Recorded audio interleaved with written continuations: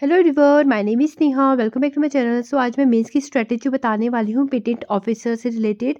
Patent officer के prelims का result आ चुका है और आपके पास मेंस के लिए 15 डेज़ है। जिनको पता था प्रीलिम्स में उनका होने वाला है उनके लिए 1 मंथ था, ठीक है, लेकिन अभी भी 15 डेज़ है तो आप मेंस की प्रिपरेशन कर सकते हो। क्या स्मार्ट स्ट्रेटेजी रहने वाली है उसकी आज मैं स्ट्रेटेजी बताऊँगी। तो let's get started. Before that if like my video subscribe to my channel, press the bell icon and thumbs up button. Thank you. तो अब हम बात करते हैं एग्जाम पैटर्न से रिलेटेड, ठीक है। तो इसमें 2 पेपर होने वाले हैं, पेपर 1 और पेपर 2। जो पेपर 1 होगा वो बिल्कुल प्रीलिम्स की तरह होगा, ठीक है। एमसीक्यूज आएंगे इसमें और इसका सिलेबस भी ऑलमोस्ट प्रीलिम्स की तरह होगा। पेपर 1 में आपको 100 क्वेश्चंस आएंगे 100 मार्क्स के। तो 2 आवर्स में आपको 100 क्वेश्चंस करने पड़ेंगे 100 मार्क्स के। कंप्यूटर बेस्ड ये पेपर होगा। सिलेबस की बात करें तो प्रीलिम्स की तरह है, बस इसमें जनरल साइंस है वो नहीं होगी।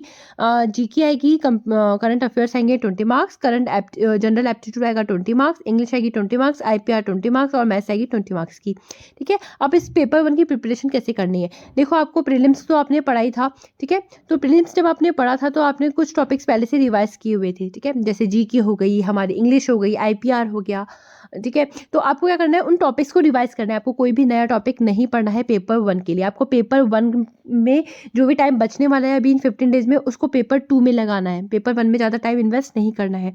तो आपको करना क्या है, आपको करंट अफेयर जो आपने पहले पढ़े थे उनको रिवाइज करना है। 1 मंथ का जो भी आपका करंट अफेयर बचा हुआ है, आपको किसी ना किसी की वीडियो मिल जाएगी यूट्यूब पे, तो वो उससे आपको 1 मंथ का करंट अफेयर्स कवर करना है। बस आपको यही पढ़ना है नया।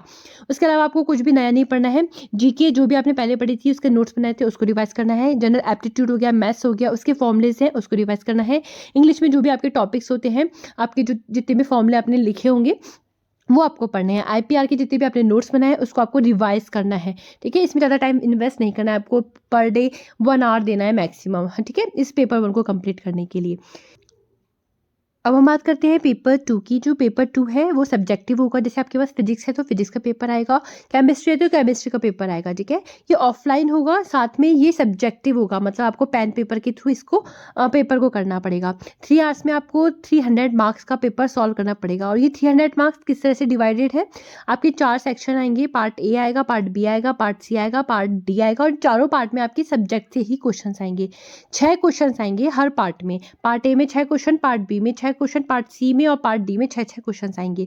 लेकिन में मार्क्स अलग अलग डिवाइडेड है। पार्ट ए 6 मार्क्स का है, पार्ट बी 10 मार्क्स का है, पार्ट सी 14 मार्क्स का है और पार्ट डी 20 मार्क्स का है। तो इस तरह से यहाँ पर 300 मार्क्स डिवाइडेड है, ठीक है। तो पार्ट डी सबसे ज़्यादा मार्क्स का है और पार्ट ए सबसे कम मार्क्स का है। तो आपको याद रखना है कि पार्ट डी के क्वेश्चन ज़्यादा अटैम्प्ट करने की कोशिश करनी है, ठीक है। और सारे वैसे तो अटैम्प्ट तो सारे करने हैं जो आपको आते हैं, ठीक है। लेकिन ये 300 मार्क्स किस तरह से डिवाइडेड है वो देख लेते हैं, ठीक है। इसमें पेपर 2 में आपके 4 सेक्शन आने वाले हैं, part A, part B, part C और पार्ट डी। चारों ही पार्ट में आपके सब्जेक्ट से क्वेश्चन आएंगे, ठीक है। हर पार्ट में आपके 6 क्वेश्चन आएंगे। पार्ट ए में 6 क्वेश्चन, पार्ट बी में 6, सी में 6 और डी में 6। लेकिन इसमें मार्क्स अलग अलग हैं। पार्ट ए 6 मार्क्स का, पार्ट बी 10 मार्क्स का, पार्ट सी 14 मार्क्स का और पार्ट डी 20 मार्क्स का आएगा। इस तरह से यहाँ पर आपके 300 मार्क्स का ये पेपर 2 होने वाला है, ठीक है। तो पार्ट डी 20 मार्क्स का आएगा, आपको याद रखना है सबसे ज़्यादा मार्क्स का होगा। और ट्राई करना है कि आपको पार्ट डी के क्वेश्चंस अटेम्प्ट करने हैं, क्योंकि यदि आप एक क्वेश्चन अटेम्प्ट करोगे तो 20 मार्क्स का क्वेश्चन अटेम्प्ट करने पर आपको 10 to 12 मार्क्स तो मिलेंगे ही मिलेंगे, यदि आपने बिल्कुल करेक्टली अटेम्प्ट किया है तो। और पार्ट ए 6 मार्क्स का आएगा, आपको ये याद रखना है। तो ठीक है, जैसे जैसे आप पार्ट बढ़ते जाओगे आपके मार्क्स भी बढ़ते जाएंगे।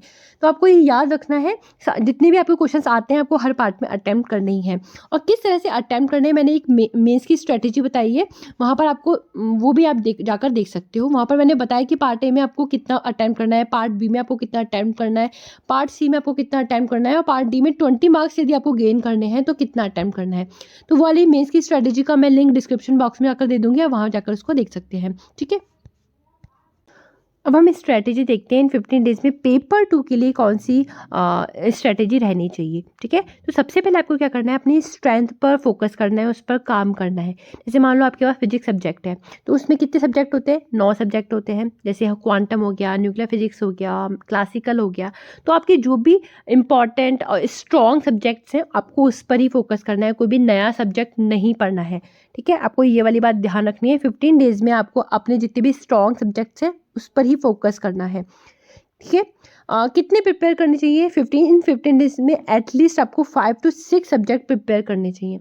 जैसे मान लो मेरा स्ट्रॉन्ग सब्जेक्ट है क्वांटम मैकेनिक्स, मैं इसको प्रिपेयर करूँगी, क्लासिकल को प्रिपेयर करूँगी, मैथमेटिकल को प्रिपेयर करूँगी, या फिर क्या बोलते हैं न्यूक्लियर फिजिक्स हो गया, सॉलिड स्टेट फिजिक्स हो गया, ठीक है, इनको पढ़ूंगी। लेकिन यदि मेरी एटॉमिक एंड मॉलिक्यूलर फिजिक्स मेरा स्ट्रॉन्ग सब्जेक्ट नहीं है और मुझे बहुत ज़्यादा टाइम लगता है इसको पढ़ने में भी, इसके न्यूमेरिकल सॉल्व करने में भी, तो मैं इस वाले सब्जेक्ट को स्किप कर दूंगी। मैं गो थ्रू होंगी लेकिन मैं इसको थोड़ा सा स्किप कर दूंगी डिटेल में स्टडी करने के लिए। तो इन 5 to 6 सब्जेक्ट को आपको डीपली पढ़ना है। कैसे? आपको सिलेबस मिल जाएगा, मैंने मेंस का सिलेबस डाल रखा है, आप मेरे टेलीग्राम पर देख सकते हो, या फिर मैंने वीडियो बनाई है मेंस की स्ट्रेटेजी, वहाँ पर भी आपको सिलेबस बताया और वहाँ से देख सकते हो, या फिर आप नोटिफिकेशन के थ्रू भी इसका सिलेबस देख सकते हो। सिलेबस के अकॉर्डिंग आपको डेफिनेशन देखनी है, हर जो टॉपिक होता है उसकी डायग्राम देखना है, उससे रिलेटेड। न्यूमेरिकल्स है तो न्यूमेरिकल सॉल्व करने हैं, थ्योरी पढ़नी है, कोई फॉर्मूला है तो फॉर्मूला देखना है, और डेरिवेशन है तो डेरिवेशन देखना है। तो आपको अपने इस स्ट्रॉन्ग सब्जेक्ट की डीपली स्टडी करनी है, डेफिनेशन से लेकर, डेरिवेशन से लेकर न्यूमेरिकल तक की। ठीक है, आपको करना क्या है, पर सब्जेक्ट के लिए आपको 2 डेज देखना है। मतलब यदि क्वांटम मैकेनिक्स है तो मैं उसको 2 डेज में कंप्लीट करूंगी, उसके हर टॉपिक्स को डेफिनेशन से लेकर न्यूमेरिकल सब कुछ मैं 2 डेज में कंप्लीट करने की कोशिश करूंगी। इसके लिए आपको क्या करना पड़ेगा, 5 to 6 आवर्स की स्टडी करनी पड़ेगी। ठीक है, तो आपको एक सब्जेक्ट 2 डेज में कंप्लीट करोगे तब जाके आपके 12 डेज में आपके 5 to 6 सब्जेक्ट कंप्लीट होंगे। तो आपको क्या करना है, 5 to 6 सब्जेक्ट अपने जो भी स्ट्रॉन्ग सब्जेक्ट है उसको सेलेक्ट करना है, उसकी डीपली स्टडी करनी है, फॉर्मूला डेरिवेशन सब कुछ लिखना है और उसको 2 डेज में कंप्लीट करने की कोशिश करनी है। ठीक है, उसके बाद आपको क्या करना है, आपके जितने भी पर डे 1 आवर 2 आवर में आपको अपने आंसर्स लिखने की क्वेश्चन प्रैक्टिस करनी है। क्योंकि मेंस में क्या होता है, आपने किस तरह से अपने आंसर्स को कॉपी पे लिखा है वही इंपॉर्टेंट होता है और वही नंबर देकर जाएगा। ठीक है, तो आपको क्या करना है, जैसे क्वांटम मैकेनिक्स हमने पढ़ी है तो आपको क्या करना है, सेक्शन वाइज प्रैक्टिस करनी है। जैसे सेक्शन ए के अकॉर्डिंग आपको कितना आंसर लिखना है कि 6 मार्क्स आ जाए, सेक्शन डी के अकॉर्डिंग आपको कितना आंसर लेना है तो 20 मार्क्स आ जाए। तो आपको सेक्शन वाइज स्टडी करनी है। जैसे आपने कोई क्वेश्चन उठा लिया, या तो आपने प्रीवियस ईयर का कोई क्वेश्चन उठा लिया, या फिर आपने कोई मॉक जो क्वेश्चंस होते हैं वो उठा लिए, और आपको सेक्शन वाइज क्वांटम मैकेनिक्स की स्टडी करनी है। उसी के साथ साथ उन 2 डेज में आपको इस तरह से पर डे प्रैक्टिस करनी है। तो 12 डेज तक आपकी आंसर राइटिंग की प्रैक्टिस भी चलती रहेगी।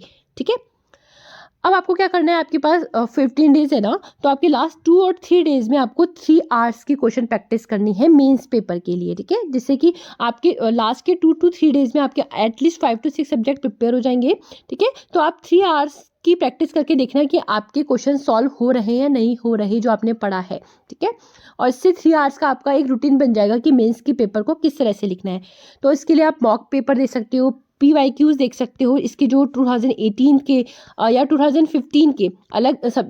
वैसे तो फिजिक्स के लिए 2018 का ही पेपर है हमारे पास, लेकिन अदर ब्रांच के लिए 2015 का भी पेपर है। तो आप दोनों को एज ए रेफरेंस ले सकते हो, या फिर आप क्या कर सकते हो, UPSC है ना, CSE का एग्जाम कंडक्ट करवाता है, तो आप UPSC की साइट पर जाकर भी फिजिक्स का जो पेपर आपको मिलते हैं वहाँ से आप उसको देख सकते हो।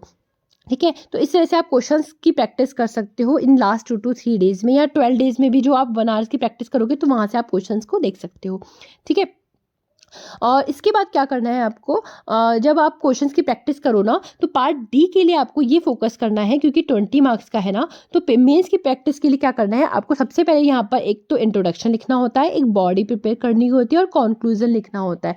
पार्ट डी के लिए आपको याद रखना है, जो पूछा है उससे रिलेटेड आपको एक डेफिनेशन लिखनी पड़ेगी। ठीक है, उससे रिलेटेड जो आप क्वेश्चन पूछे है उससे रिलेटेड यहाँ पर जो भी चीज़ है, जैसे डेरिवेशन पूछा है तो डेरिवेशन, फॉर्म न्यूमेरिकल है तो न्यूमेरिकल सॉल्व करना है, साथ में यहाँ पर आपको कंक्लूजन देना है। ठीक है, पार्ट डी के लिए आपको एक फॉर्मेट अच्छे से लिखना पड़ेगा, इंट्रोडक्शन, बॉडी और कंक्लूजन का फॉर्मेट आपको यहाँ पर देना ही पड़ेगा पार्ट डी में। और पार्ट ए में आपको क्या करना है, पार्ट ए में सिर्फ आपको वो ही स्टडी करनी है जो पूछा गया है। ठीक है, क्योंकि 6 मार्क्स का है तो आपको जो पूछा गया है सिर्फ आपको उसी का आंसर देना है, आपको इंट्रोडक्शन, बॉडी और कंक्लूजन नहीं लिखना है। ठीक है, that is it from my side. If like my video, subscribe to my channel, press the bell icon, thumbs up button. Thank you.